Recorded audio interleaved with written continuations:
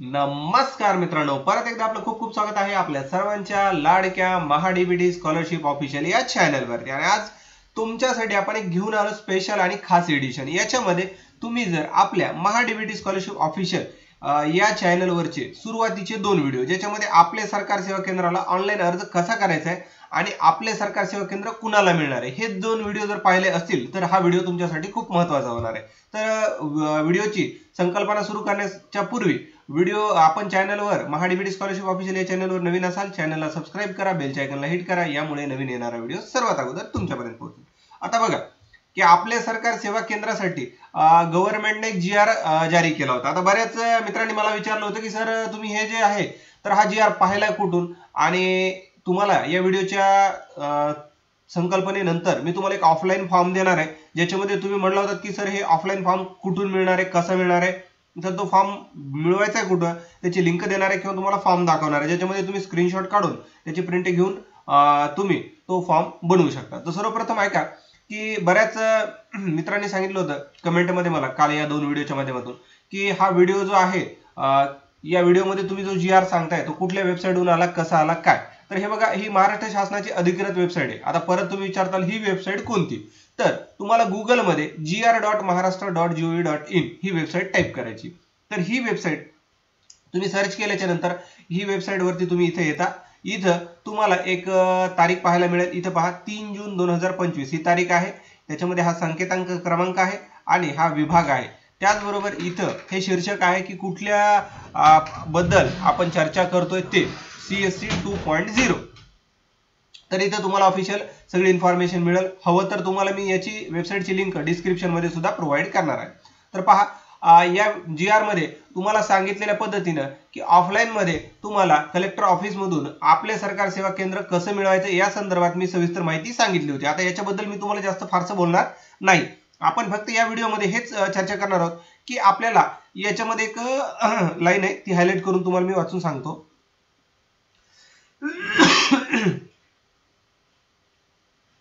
आता बघा याला मी हायलाइट केले, याच्यामध्ये सांगितले आपले सरकार सेवा केंद्र दर्जा प्राप्त करण्यासाठी जिल्हाधिकाऱ्याकडे अर्ज करू शकता। आता बऱ्याच जणांनी मला विचारलं होतं सर हे ऑफलाईन अर्ज करायचा आहे का किंवा करायला जाऊ शकतो का।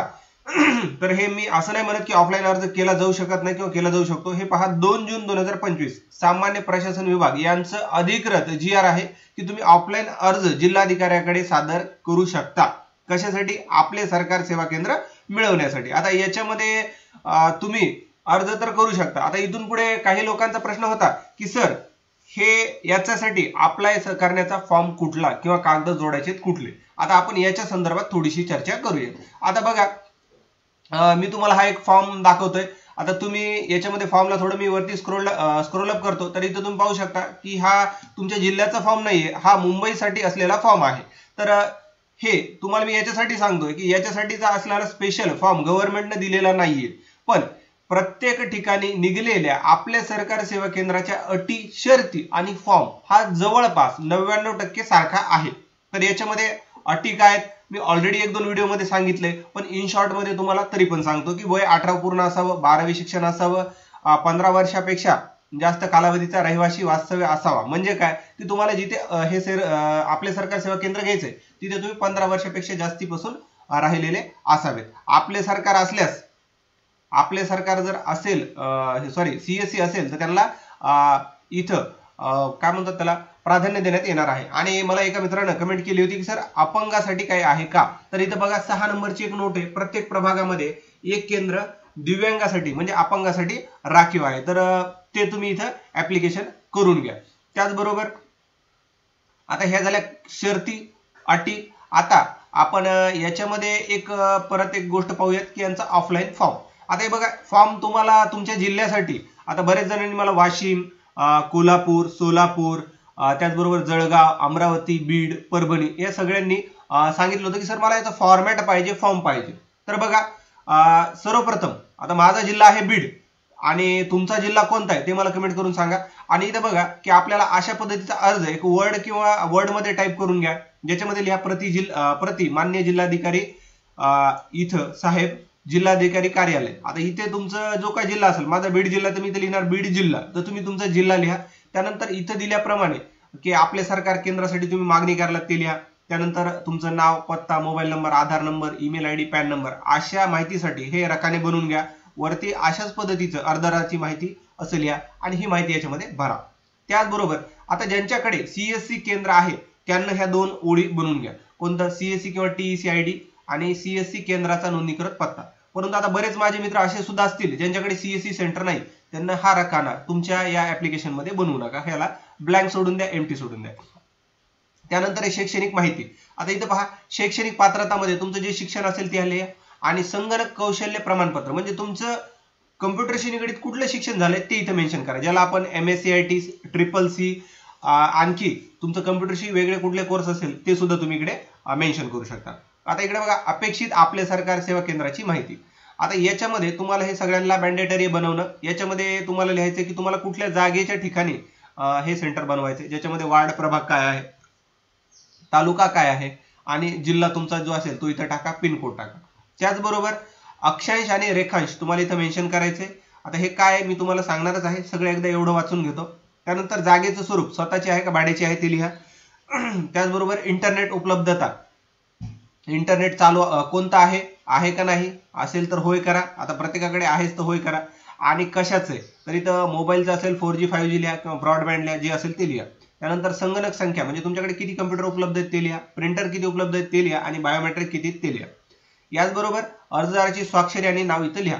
तर अशाला असा फॉर्म बनवा. आता अक्षांश आणि रेखांश तुम्हाला मागच्या व्हिडिओमध्ये मी सांगितलंय, पण तुमच्या जर लक्षात नसेल तर परत एकदा तुम्हाला सांगतो. गुगल मध्ये या आणि इथं सरळ सरळ सर्च करा लेट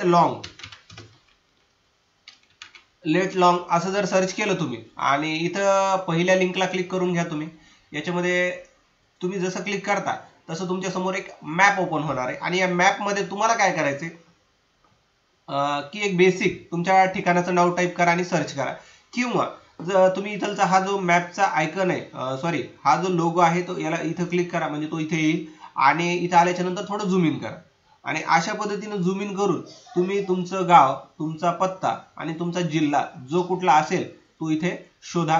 आता इथं बघा आपण अशा पद्धतीने इथं मिळतंय, तर याला मी थोडं झूम इन करतो आणखी, म्हणजे मला माझा जिल्हा तालुका वगैरे मिळायला सुरुवात होईल. आणि हे जसं आपल्याला मिळणार आहे तर तशा पद्धतीत आता इथे बघा परभणी पर्यंत आलो मी. इथं बीड पण माझा जिल्हा दिसतोय. आता बीड जिल्ह्यामध्ये आलोय.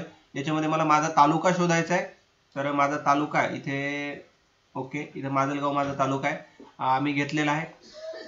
याच्यामध्ये तुमचा जो एरिया असेल तर तो तुम्ही इकडे निवडू शकता. आता हा माझा माजलगाव तालुका, त्याच्यामध्ये माझं जिथं शॉप आहे, ऑफिस आहे, तर तो ऍड्रेस मी इथून अशा पद्धतीने निवडतो आणि इथं निवडल्याच्या नंतर मग इथून मला त्याचं इथं लेट लॉंग म्हणजे इथं बघा आता या PDF मध्ये आलो तर एक मिनिट, याच्यामध्ये तुम्हाला लॅटिट्यूड आणि लँगिट्यूड, पहिले अक्षांश लॅटिट्यूड, इथं आल्याच्या नंतर तुम्हाला इथे एक लॅटिट्यूड दिसतो, हा लॅटिट्यूड तिथे भरा आणि लॉंगिट्यूड मध्ये तुम्हाला पुढच्या कॉलम मध्ये हा लॉंगिट्यूड भरायचा आहे. तर अशा पद्धतीने ऑफलाईन फॉर्म भरून आता याच्यासोबत डॉक्युमेंट काय जोडायचे ते पहा, कारण व्हिडिओला तुम्ही स्किप करू नका, कारण 2 व्हिडिओमध्ये तुम्हाला भरपूर माहिती देणं, परत काही लोक पहिला बघतील, काही दुसरा बघतील, त्याच्यामुळे पूर्ण व्हिडिओ पहा, कारण याच्यामध्ये तुम्हाला संपूर्ण माहिती मी देणारच आहे.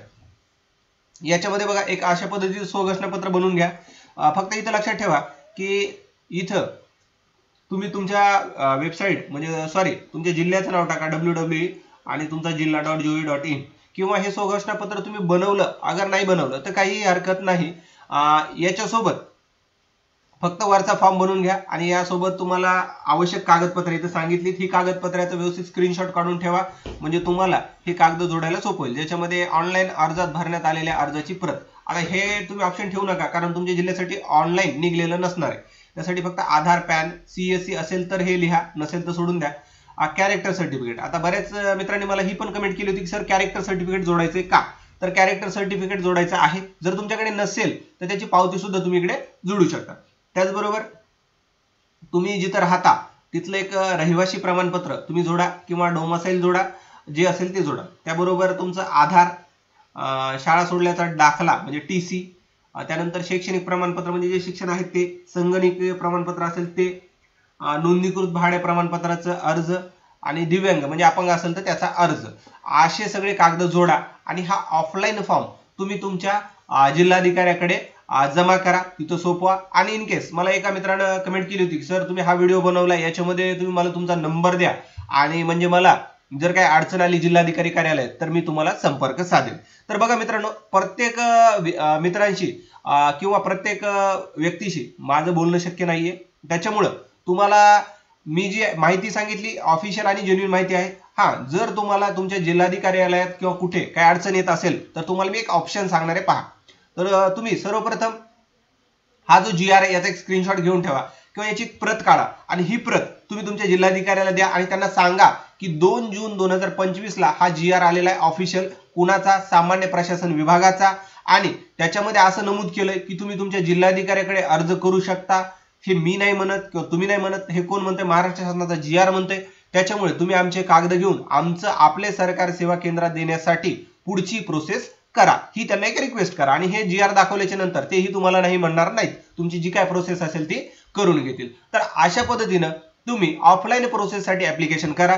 याच्या व्यतिरिक्त तुम्हाला काही जर अडचणी असतील तर मला नक्कीच कमेंट करून सांगायला विसरू नका. व्हिडिओ आवडला असल्यास लाईक करा, जास्तीत जास्त गरजूपर्यंत हा व्हिडिओ शेअर करा आणि अद्याप चॅनलवर नवीन असाल तर चॅनलला सबस्क्राईब करा, कारण तुमच्यासाठी ही माहिती गोळा करण्यासाठी एक व्हिडिओ बनवायला मला जवळपास 4 ते 5 तास लागतात. धन्यवाद मित्रांनो, भेटूयात नवीन एका व्हिडिओमध्ये.